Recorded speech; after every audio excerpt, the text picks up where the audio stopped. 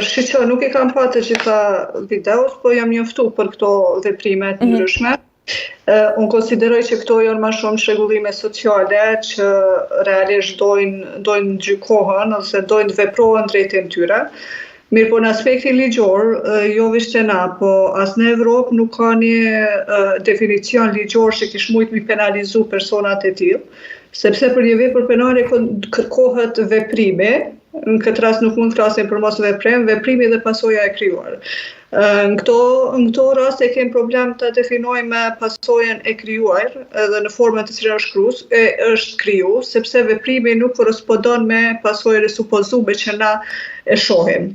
Përveç Arabisë Saudite dhe Afrikës, nuk ka asnjë shtet tjetër që e penalizon si veprim kundërligjor magjinë e zezë. Për mu në Kosovë, po më duket si fenomeni I panevojshëm dhe sinqerisht ka të bëjë me çrregullimet e shoqërisë sociale që dojnë intervenime nga aktorë tjerë institucional. Ndoshta më shumë nga sociolog, nga mirëqenia sociale, nga të ngritet niveli I arsimit, ngritet niveli I punësimit dhe të rregullohen edhe raportet njerëzore, se çrregullimet po shihen gjithandej jo vetëm tek ne.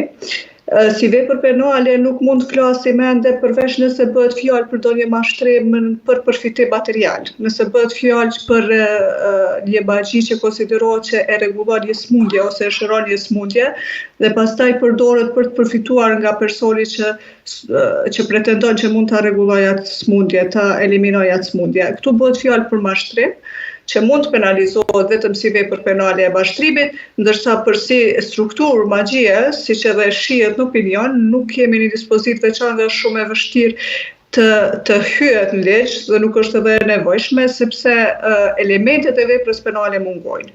Po pikërisht për këtë desha t'ju pyes zonja Hoxha, pra nuk mendoni që duhet të ketë diçka ligjore? Personalisht nuk mendoj që jemi mësuar në përgjithësi për gjithçka, për çdo problem social t'i drejtohemi gjykatës.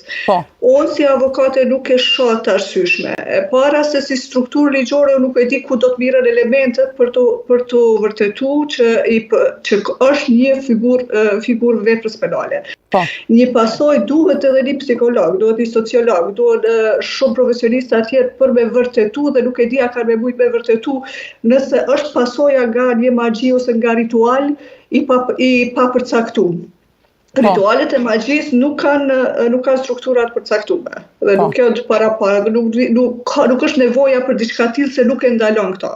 E ndalon edukimi, e ndalon komunikimi, e ndalon vedia për të kërkuar ndihmë tek institucionet ose tek shoqëria, e ndalon ngritja e vedijes tonë me pranu dikon që ka probleme dhe spaku me janë dëgju probleme, çfarë do natyra ato qofshin. Nuk e parandalon gjithçysh penalizimi ose dërgimi në burg.